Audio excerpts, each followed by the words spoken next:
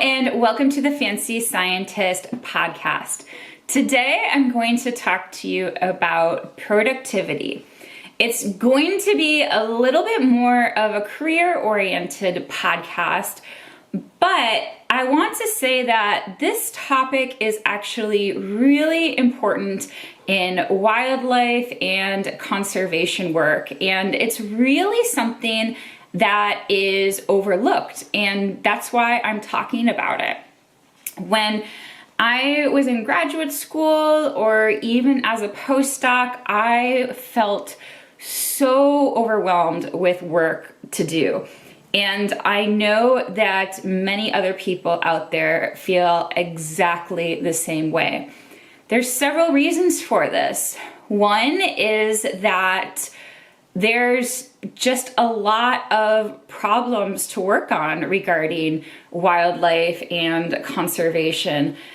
Human growth keeps increasing, and therefore we keep on having issues with habitat destruction and loss, human-wildlife conflict interactions.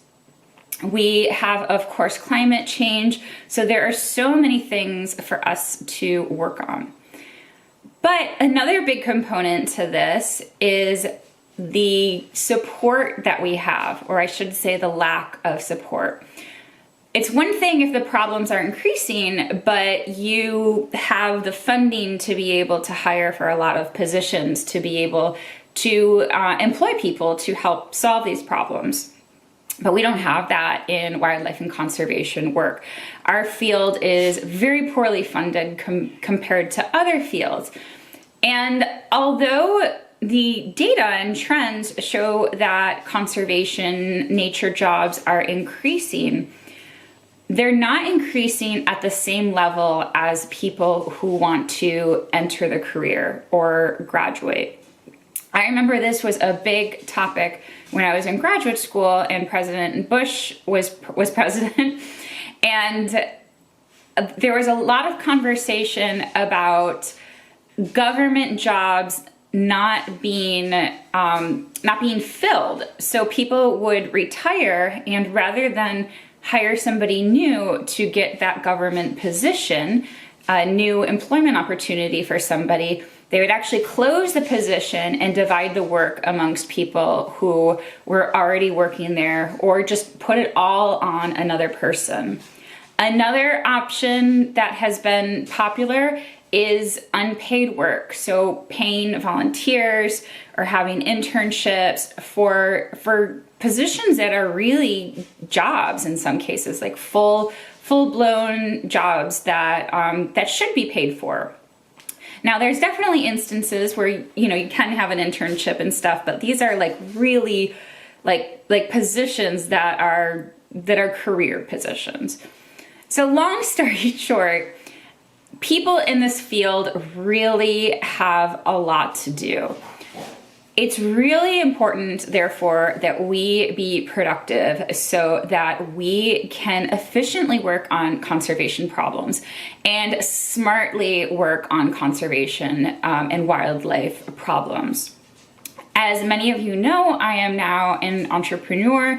I listen to a lot of entrepreneurial podcasts. I listen to I listen to them too. I listen to audiobooks. I read a lot of books and I take courses. And the mindset between scientists and entrepreneurs is so different. And really, scientists can learn so much from the entrepreneurial world. I have just learned that so many of the things that we are doing is just such a slow and inefficient way to do things. So here I'm going to share with you one of my biggest tips. I might get into some more smaller tips, but it's really the most important tip, and it might surprise you. So make sure you stay tuned in and listen to the rest of the podcast. Enjoy. Let's talk about productivity. This is actually really timely because even though I had it on my podcast planner as what to talk about this week, it just happened to be a week of my life that I was really stressed out. I was really having some issues. And since I've gone on this journey of really mastering my mind, like taking control of it, I haven't had those feelings of overwhelm. I mean, I have, but not to the extent that I used to. I am so much better than I used to. But this week, to be honest, I felt like how I used to feel, like incredibly anxious, doubting my abilities, honestly, like not wanting to face the day. And this is how I felt often during graduate school, which is quite sad.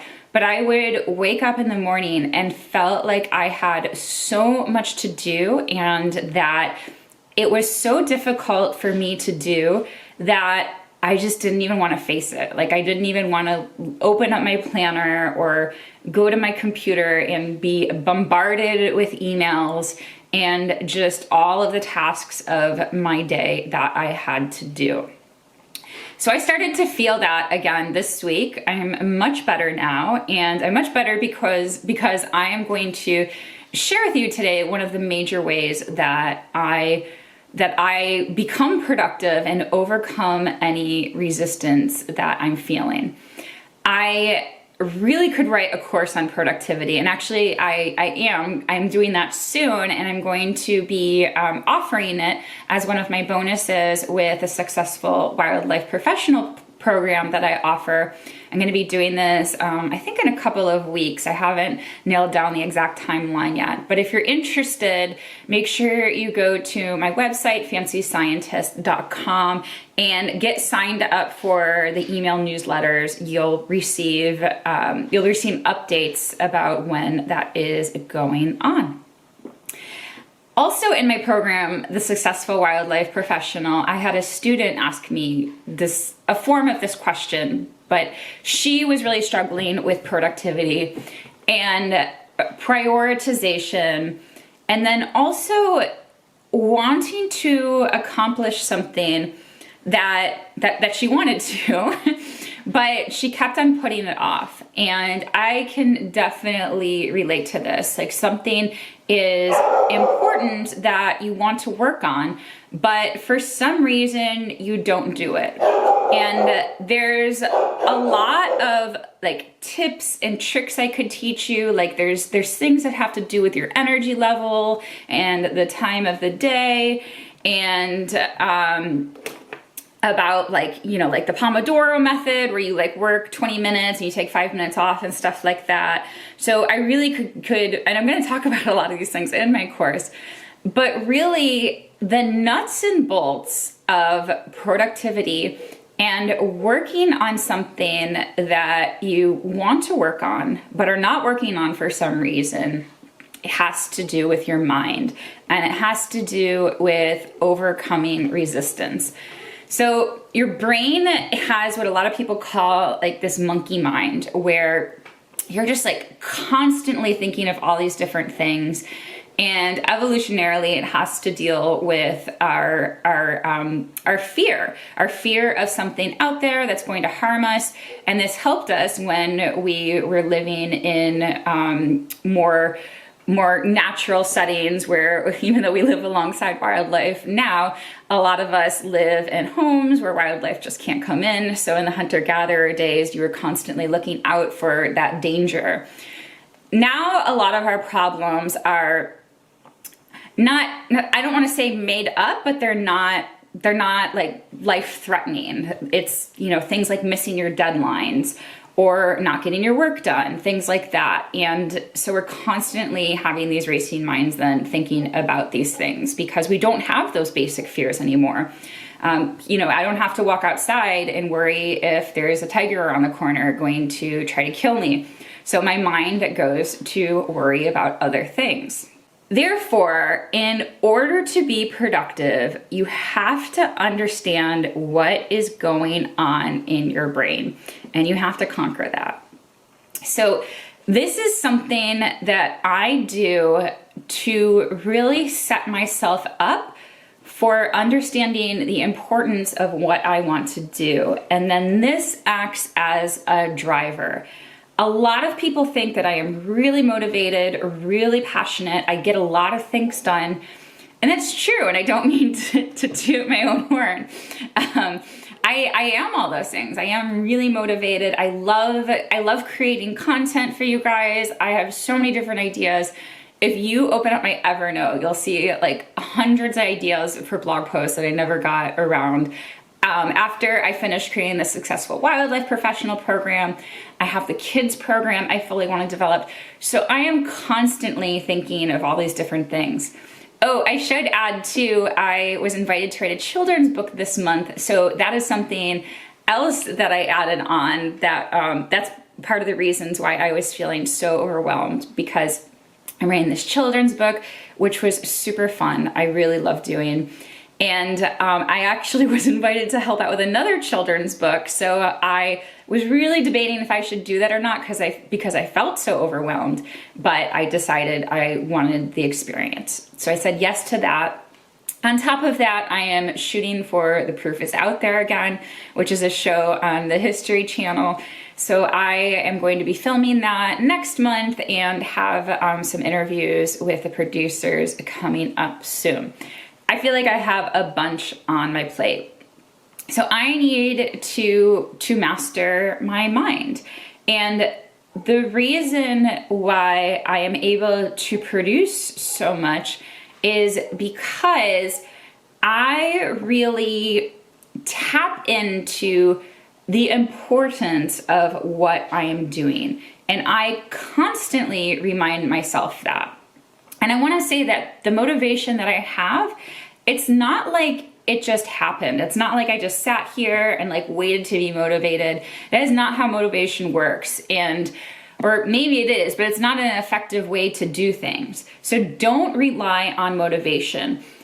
Cultivate your brain and create the habits that allow you to do things, that force you to do things when you don't want to do them.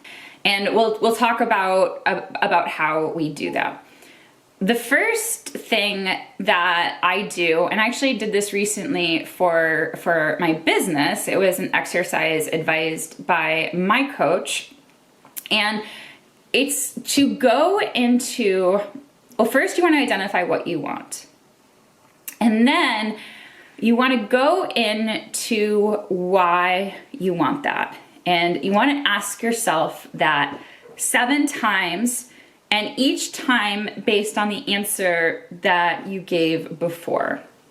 So let's use a non-science example. Say you want to exercise 5 days a week, but you are not exercising at all. And you feel bad about it. You're not happy. You're constantly feeling like, why don't I exercise? Like I should be exercising. What's wrong with me? Blah, blah, blah. But when it comes down to exercising, you don't do it. And like I said, there could be, habits and things like that you need to shift. But those things aren't going to shift unless your identity shifts, the way you view yourself. And you get to that point, part of the way that you get to that point is you ask yourself these why questions. You really root in a deep meaning to what you are doing. So I want to work out for 5 days a week. May sound kind of frivolous. Let's say, okay, so I do believe it's important, so it's funny for me to say frivolous. But maybe, I don't know, maybe somebody's trying to lose weight and they're really not overweight, they just want to look better. So that can seem like a really frivolous reason or something like that. So you want to attach that strong meaning to it. You have this desire to do this. So why do you want to exercise 5 days a week? Well, because I want to get healthy. Why do you want to get healthy? Well, because I want to feel better. Why do you want to feel better? Because right now my kids want to play with me and I can't play with them. I can't run around the backyard and play with them. I'm too out of breath. I don't feel good. Now, I don't have kids. This is just, I'm making up an example for you guys. And I do exercise 5 days a week. Okay, so why do you want to play with your kids? Well, they're 5 years old, 3 and 5 years old, and they're growing up so fast, I don't want to miss these moments. So you're going to do that. You're going to keep doing that why and why and why. And then it's really going to bring you down to your values, that like you love your family and you care about them so much. And by you exercising, you are preventing disease. That means you're more likely to be around to help them. When you are more fit and have more energy, you have more to give other people like your family. So you're going to go to this 7 whys deep to get this like core reason of why this is so important to you. And then once you get that reason, you're going to keep it by you. So keep it by, like if you're at your computer all the time, put a sticky note at your computer. If for something like exercise, you want to see it first thing in the morning, then maybe put it in the bathroom mirror, something like that. You can use multiple reminders too. I do stuff like that as well. And you really want to feel it, like feel how good it's going to be to feel that way, to feel fit and energetic, and that you can be there for your kids, and tap into those feelings even before you have the results. And that's what we call embodiment. You're embodying the result that you want emotionally, which means you have a physiological response. I was blown away when I learned this, and looking back, it sounds kind of obvious, but I haven't gone in a while, but I used to go to a therapist, and she told me that emotions carried a physiological reaction and space in your body. So I guess I understood that emotions cause a physiological reaction. Like you cry when you're upset. That's physiology. You have stuff coming out of your body. So there's a series of reactions that have to happen in your body for those tears to produce. But we don't think of our emotions having that impact on us day to day.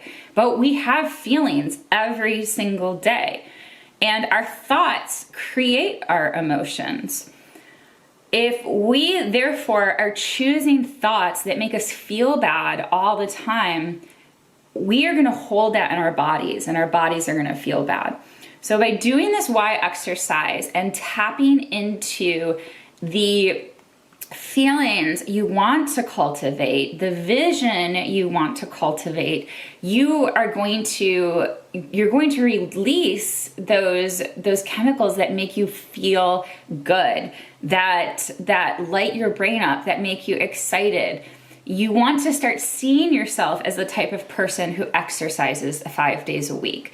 This is way, way, way more important than getting rid of junk food in your house. I guess that doesn't have to do with exercise, but this is way more important than belonging to a gym or something like that, because people who really care about exercise, they will exercise no matter what, if they have a gym or not. I'm like one of those people. I really feel good when I exercise. So if I do field work in somewhere exotic, I will still do yoga or things that I can do, just completely on my own without any equipment or facility.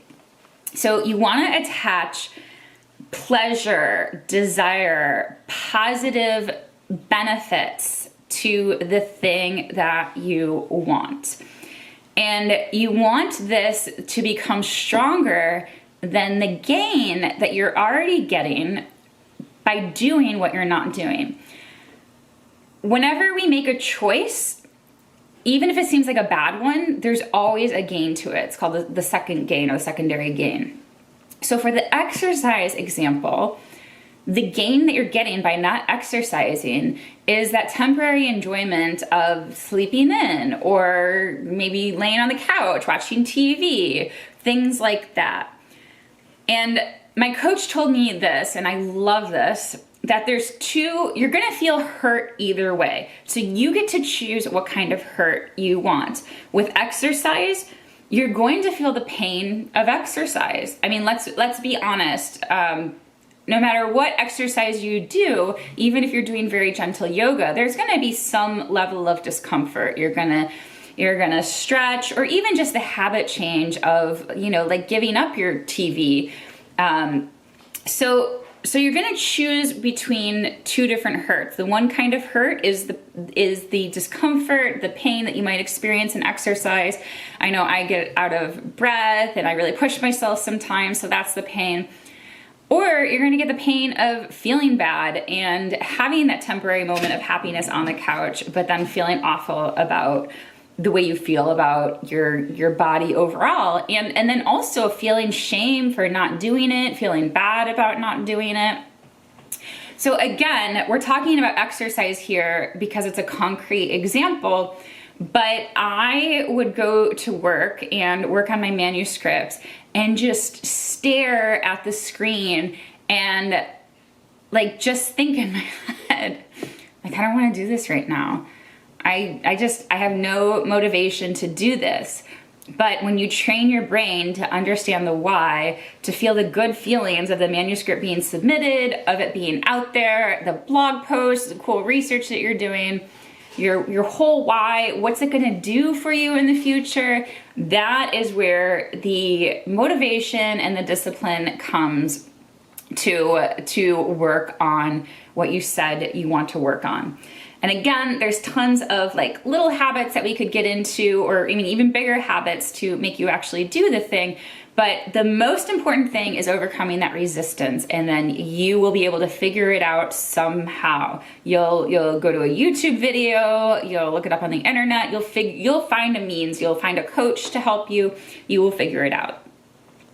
The other thing that you want to do, and this is equally, maybe even, oh, I forgot one thing. With the gains too that you get from accomplishing that activity, see if you can bring it outside of yourself as well.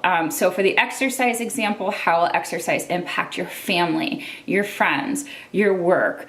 And it may seem kind of frivolous. Your family is a little bit more obvious, but with work, if you have more energy, you are probably going to be more productive at work. You're probably going to be more excited at work. That could lead to a promotion. It could lead to a raise. That could lead to an extra vacation a year. Like, really have fun with this exercise and see all of the ripple effects. And anytime that we are happier, to be honest, it has ripple effects. Just think about when you are around somebody who is complaining and miserable, it brings you down. But when people are happy, excited, energetic, you want to be around that person, and it sheds off on you and it makes you feel good. So there are ripple effects even beyond just your own goals. Now, the other thing you want to do is attach negative consequences to it. And like I said, this is super important because we avoid pain at all costs. Like, there's examples with people who are, they meet somebody, they want to be in this relationship with them. Like, I watched The Bachelor, I used to, I haven't watched the latest season that much. But you'll see this in The Bachelor a lot, where they're like, they really love this person and they want to give in to loving them, but they can't. They're like, I've been hurt in the past and there's something blocking them. And that's because they've attached so much pain to love that they don't want love anymore. Even though being in love is a wonderful, fantastic feeling, being with somebody is, incredibly pleasurable, but they've attached so much pain to this. Another example is when you indulge on something so much that it becomes like disgusting to you. So this can happen during food poisoning. I remember this one time on New Year's Eve, I had a shrimp salad and I threw up. And I actually still can eat shrimp. This is a bad example. But for a while I couldn't, and like just shrimp reminded me of like the time that I got sick. And this happens really frequently with people who overindulge in alcohol. Like, there's so many people who are like, I can't drink tequila anymore. I had a really bad experience about it.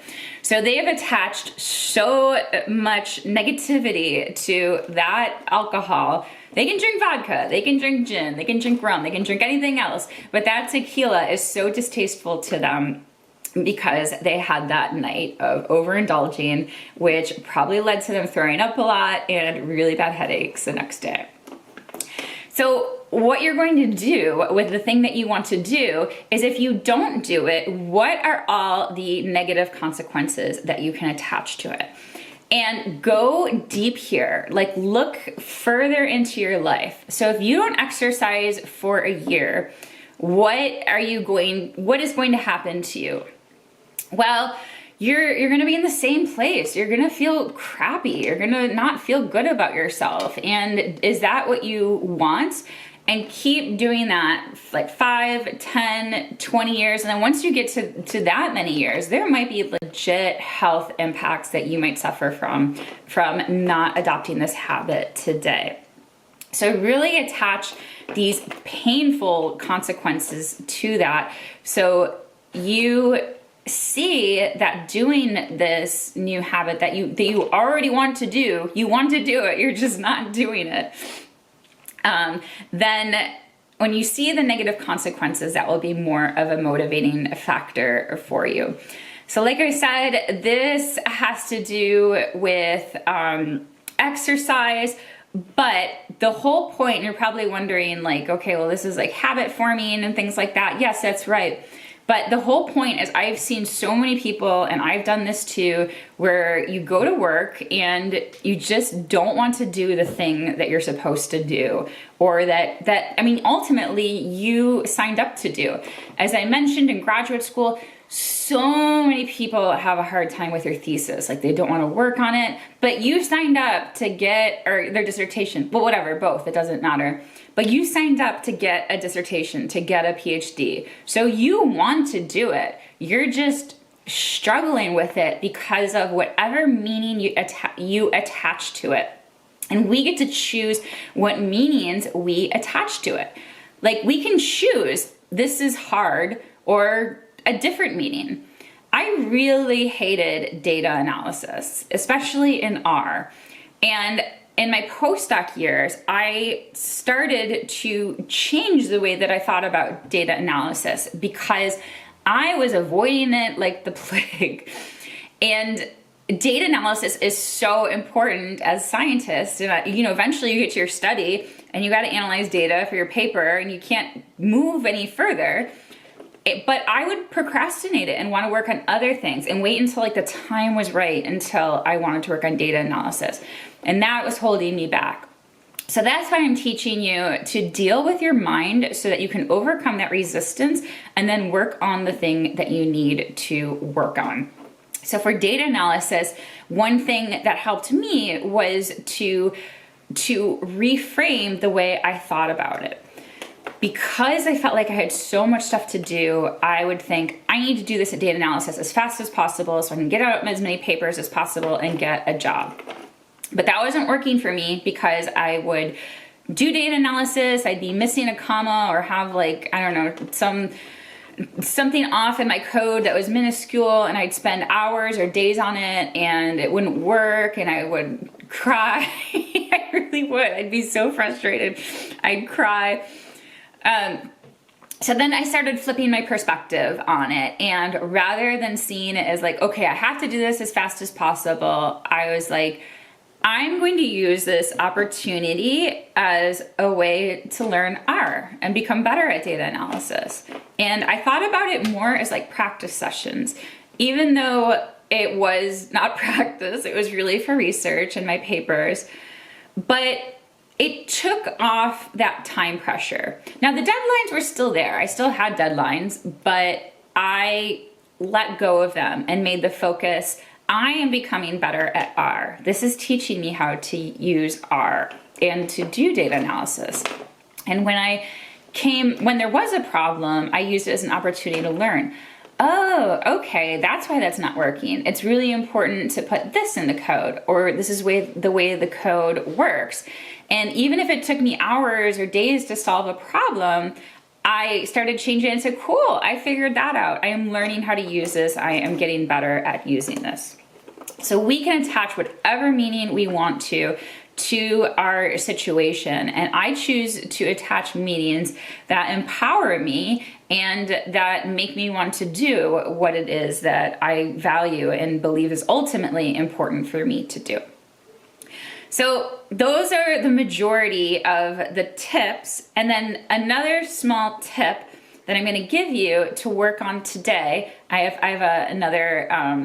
have a workshop coming up soon, so I'm a little bit hurrying right now. But the tip I want to give you today is that what can you do that you can commit to for at least a week, one small step that you can commit to that will get you closer to where you want to be, and so that you can start embodying that version of yourself that has already accomplished that goal. For example, for the exercise one, and make it so easy. So that could be like putting on your exercise clothes every day. And you don't even have to exercise. You just commit to putting on your exercise clothes. But I guarantee you, if you put on your exercise clothes, you're probably going to do a little bit of exercise. And even if you don't, you might sit around and you'll still feel like a more fit person because you're in these cool exercise clothes.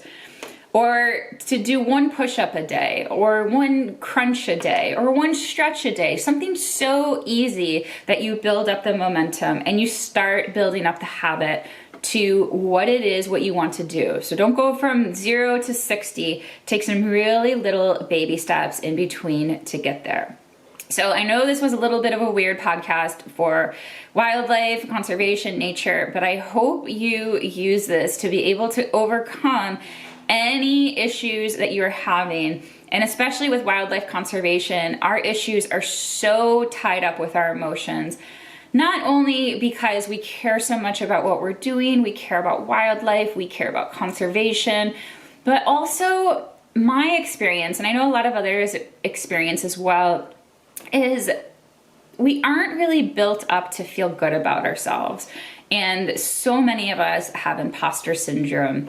So if you can use this to work with your mind and to work with your mind to get the things you want done, you will be so much more efficient and therefore productive. Let me know how this works for you. I love hearing your feedback. Feel free to reach out to me on Instagram, on Facebook, on my website, fancyscientist.com. I answer all my messages. Okay, guys, see you soon, and thanks for watching.